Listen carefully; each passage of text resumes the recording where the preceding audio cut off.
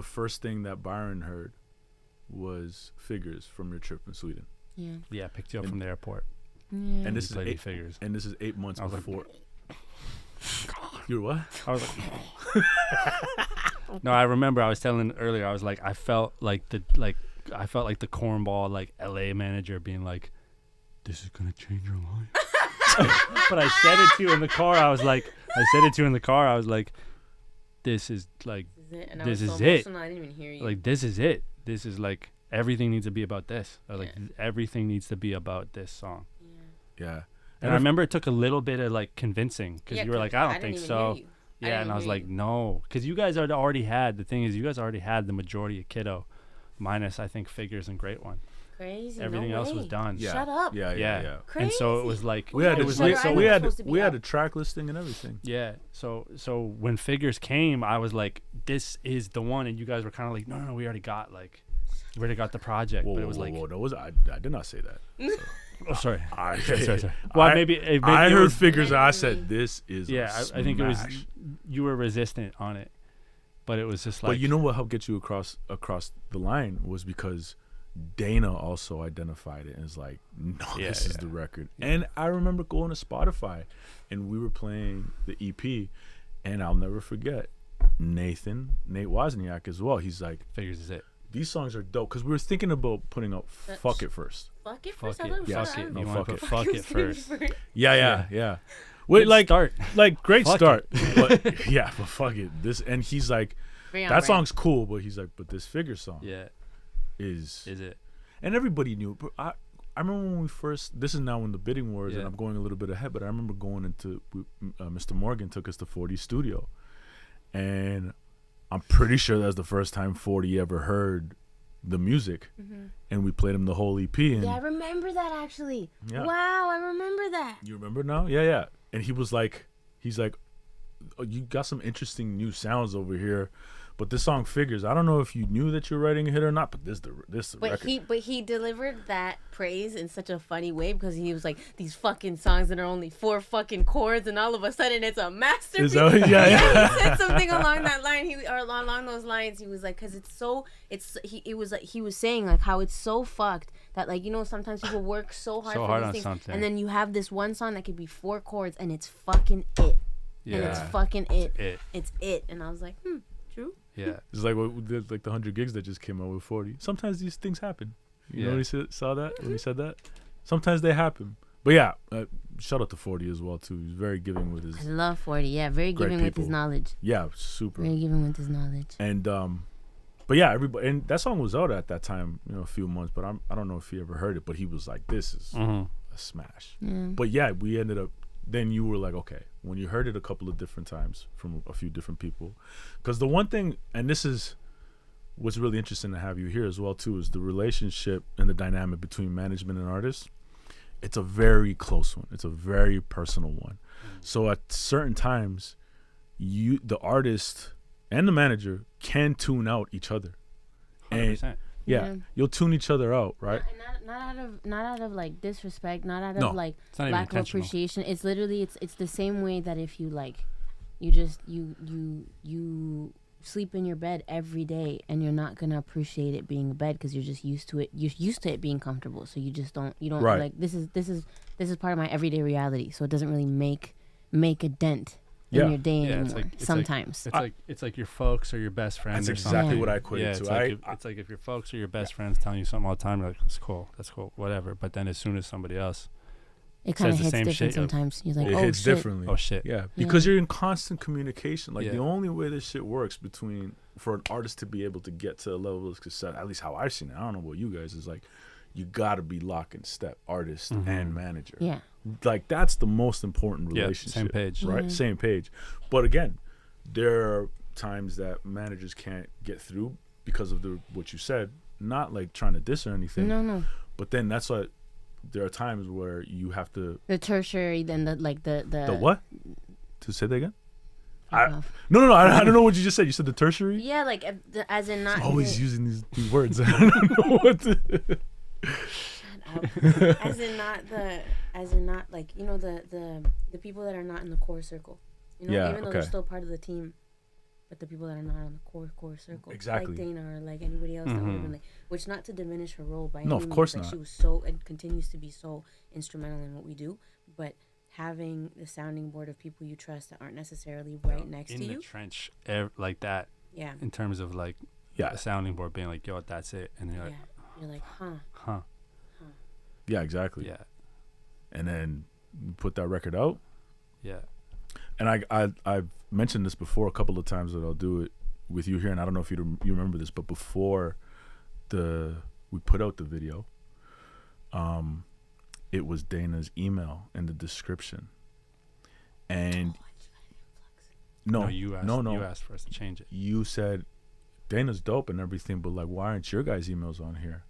So, I said that. yeah. Mm-hmm. No way. And shout out to Dana. I mean, like, love her, but you said you're like, no, it should be your guys' email. And that was like the last thing we changed on the description. Shut the fuck up. Yeah. And we changed it to our emails 48 hours later, Yeah. 24 hours It was later. mayhem. I remember y'all being like, look at this. And it was just like nuts. Mm-hmm. It was insanity. Yeah. Because you came out of nowhere. To Dana's credit, she hooked up, it mattered a lot more back then, but the, premieres and the blog premieres and the Zane Low the premiere. Zane Low premiere and the Fader premiere. I'll never forget Zane, and shout out to Zane, but like you could clearly tell he's reading a piece of paper when he's introducing figures. Mm-hmm. I think he even like messed up a word or something. There's Yeah. something there that you can't understand what he's saying, and then when the song is done, It's a It's like, him. That's a hem. whoa. That's It's a hem. that's a hem. That's a hem. And he went Yeah. off about it for like 2 minutes. And that's when we were like, oh, wow, we got something. Mm-hmm. And then it came out New Music Friday again, editorial. And fucking 24 hours later, the entire world of the music business was hitting up our emails. And then we took 6 months to figure out what we the want. fuck we were doing. No, I yeah, a little bit. But it was Yeah. It was intentional. It was very intentional. intentional. I don't say that like we were fucking blind going in, but I mean like fucking figuring out how the fuck to move in a room full of vultures. We were fucking figuring it the fuck out. Yeah, because none of us ever experienced that level. That Yeah. level. Yeah. So it's different. Why do you think that was so important to take our time with that? To make the right decision. To make sure that we weren't like tying ourselves in a contract that I'd look back on and be fucking disappointed about. To make sure that we were seeding out who was genuine and who wasn't, because when there's blood in the water. I don't. Yeah. To be honest, for me, it wasn't that important. But you were meticulous about this. No. Mm-hmm. For me, it Maybe we can edit it out. We'll edit it out if anything. But I remember, we'll never forget this. There was 2 things with Jessie whenever we went into these meetings. Mm-hmm. This is why sometimes we didn't. There's no way. You and I could have been like, this was the guy. This is where it should be. And you're like, he didn't look me in the eye. That was a big deal for you. Yeah. He didn't look me in the eye. And the other thing was, whenever somebody would say her or she and didn't say your name, Jessie. Yeah, or address me directly. Or address you directly. That was so important to you. And I remember not getting it. you being not getting it. I was like- Well, I understood it being Colombian because it's a language thing. It's a language thing. But I remember being like, I would never be offended if someone said he to me. While you're in the room. Oh While yeah, I'm in he the says that all the time. He doesn't even care. Yeah, That's yeah. crazy. That's crazy. But I think also, Fine. it's the thing that we But I don't get it. But we don't understand it because it's not, the plight of a woman, right? Yeah. Like, this is Regarding the eye contact. Yeah. I know it's Well, no, funny just because I beg the it level now. of respect. Yeah. Yeah, of course. I beg it now like crazy. And I'm like, Interesting You that know, someone wouldn't yeah. do that. Like walk into a room and introduce themselves to you. yeah. And, like, And that it's has funny to be- because, yeah. I remember someone doing that in the studio. I won't say Yeah. who, but Yeah. and then you got up and you're like, "Hi, my name Hi. is Jessie Reyez." Yeah. I was like, "Yo, Yeah. you're not." Yeah, because sometimes people think that the girls in the studio would be like, some just there for the party or whatever. Or and she's sometimes like, straight "No." up people are just don't know how to act around the artist. They didn't even know that she was an Oh. artist at the time. But no, yeah, I guess during There, the there label is stuff, there is sometimes that where people Yeah. are just like a little bit nervous around the artist, and Yeah, you can but tell I didn't that have they're- nothing to my name for it to Yeah. merit any nerve. It was Yeah. just disrespect. Mhm. It was like No, but I mean, at the time with the bidding war stuff, everybody was, I guess Yeah. suppose. Oh, you mean yeah. yeah, I'm talking about like in studio with other artists because I don't know how many artists knew, but all the execs. yeah, for knew. sure. Yeah. But I think also it was like just learning how, like we really took advantage of learning how like all the different departments would work and shit. Yeah. Like when we would meet with the chairman or the A&R or whatever, we'd be like, oh, cool. Can we meet with like marketing, and can we meet with digital, and can we see like the D2C team? And like, I remember doing all those, like literally meeting with like the merchandise teams back when the labels had the merch teams. Yeah. And like sitting through all that stuff. Yeah. Crazy. You know? Yeah. We were asking all kinds of questions. What happens if this? What happens if international? And it's nice because people knew that we had like everybody like knocking on the door. So because we had that leverage, we took full advantage of being able to like lift the hood and ask every single question, whether appropriate or not. We would sit with commerce. And then we did the UK and met with all the UK counterparts. Just to be like, with all the UK counterparts. To just be like, okay, so how do y'all work with the US, and how does this? I mean, because we were thinking about signing it potentially in the UK. Directly, everything there was nothing off the table for us. We were just like, and nothing off the table also meaning like there was also the route of doing this independently, because, and that's where I remember looking at the TuneCore account one time and the statement, and I'm like, what the fuck? And I saw the number that was in there, like I think maybe like a month later. Yeah, I was like, there's a lot of money. And I hit you and I'm like, yo, Biz, have you seen this TuneCore statement? And you're like, nah. I'm like, log on. And we saw the number, you're like, fuck. So we were in no hurry. I used to say it all the time. I think the number that I saw there was like the equivalent of what the salary would have been for a lawyer, a doctor, and engineer for a month's pay combined. That's what I saw in that. And I was like, hey, we're chilling. We can do this ourselves if we want to. We're chilling. We're taking our time. We're going to figure this out. It's funny. And again, that took, for me, is credit to Pat, because Pat was like, he's like, take your time. Because I remember there was a phone call that it was like a moment that I was like really pumped about. But I called Pat right afterwards because it was a lot of fucking anxiety for me.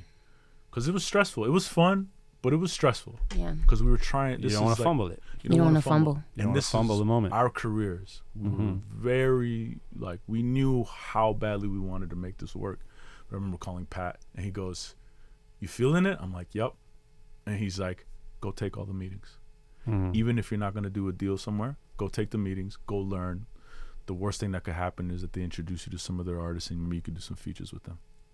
That's what he said. And right after that call, I was like, yo, let's go take these meetings. And we were, doing the rounds. Of that. Yeah, crazy.